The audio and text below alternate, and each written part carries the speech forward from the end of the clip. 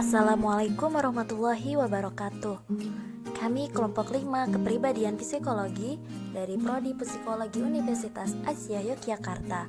Kami akan membawakan presentasi tentang teori Gordon Allport.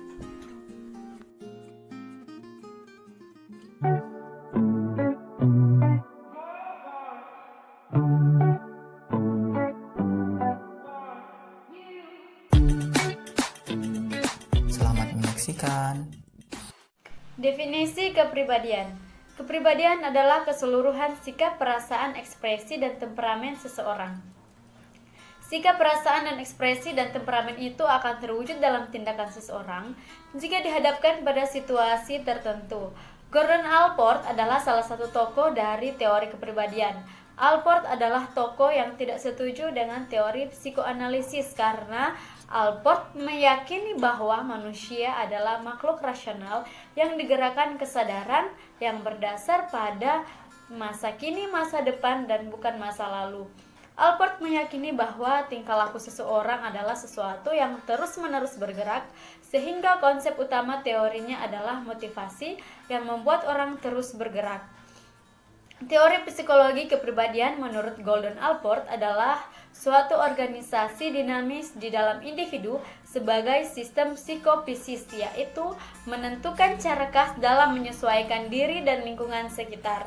Dan mengapa Gordon Allport menggunakan istilah kata organisasi dinamis? Hal ini dikarenakan bahwa realitas teori psikologi kepribadian selalu berkembang dan berubah dari waktu ke waktu. Dalam penggunaan istilah khas, Allport menganggap bahwa setiap individu bertingkah laku dengan caranya sendiri. Setiap individu memiliki teori psikologi kepribadiannya sendiri. Karena dua individu tidak mungkin memiliki teori psikologi kepribadian yang sama.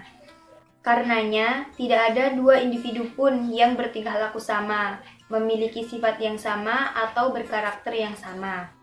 Secara umum, teori Allport menganggap positif terhadap individu. Teori Allport telah membantu individu untuk menganggap dirinya sendiri sebagai makhluk yang positif, makhluk yang baik, dan makhluk penuh harapan. Hal tersebut terlihat dari teorinya, yaitu gambaran kodrat individu adalah positif, penuh harapan, dan menyanjung-nyanjung. Memandang satu pribadi positif dan apa adanya merupakan salah satu definisi pribadi yang sehat. Oke, selanjutnya ada motivasi. Seperti yang sudah dikatakan sebelumnya bahwa teori utama dari Allport adalah motivasi.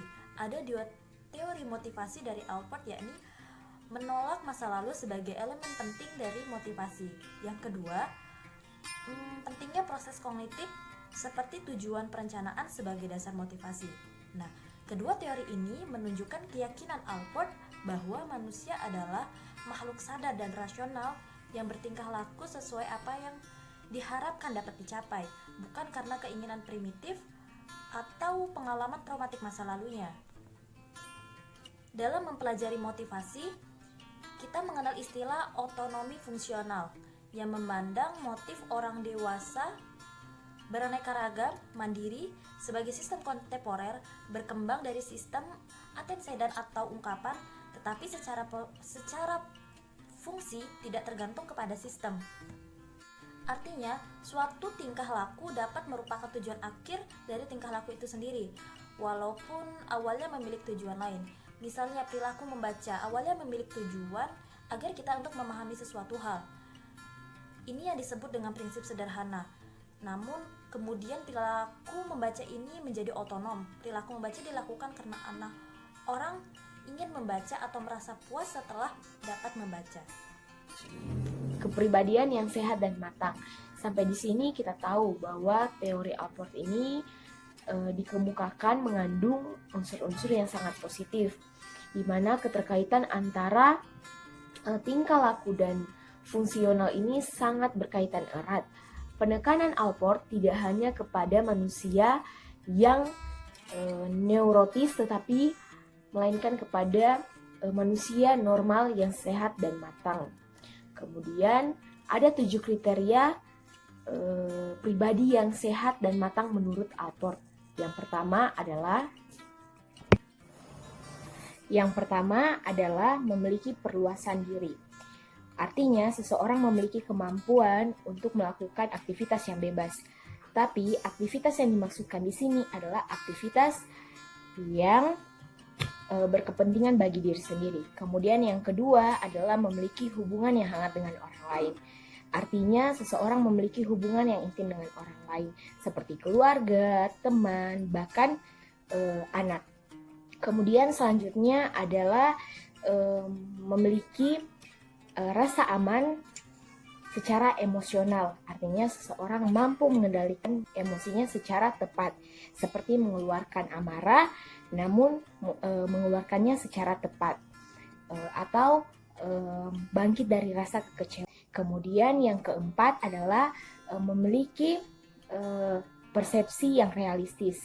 Artinya seseorang memandang dunia itu secara objektif atau secara apa adanya. Memiliki keterampilan yang dapat digunakan untuk menyelesaikan pekerjaan, tugas atau masalah. Orang yang sehat secara psikis dapat melakukan pekerjaan dengan dedikasi, komitmen, dan keterampilan yang dimiliki. Memiliki pemahaman diri artinya kemampuan untuk melihat persamaan dan perbedaan antara gambaran diri ideal dengan kondisi diri yang sesungguhnya.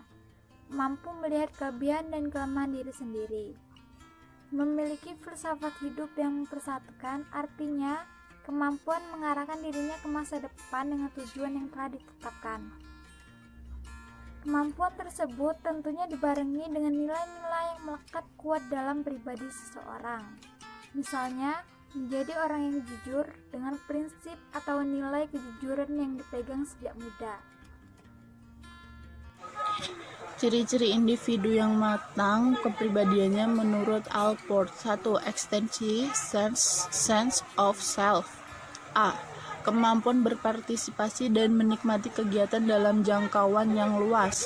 Contoh, terlibat dalam kegiatan masyarakat seperti senat, karang taruna, partai politik, dan lain-lain. B. Kemampuan diri dan minat-minatnya dengan orang lain beserta minat mereka.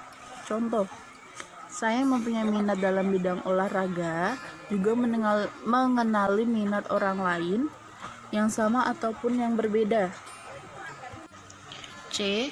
Kemampuan merencanakan masa depan dan harapan dan rencana.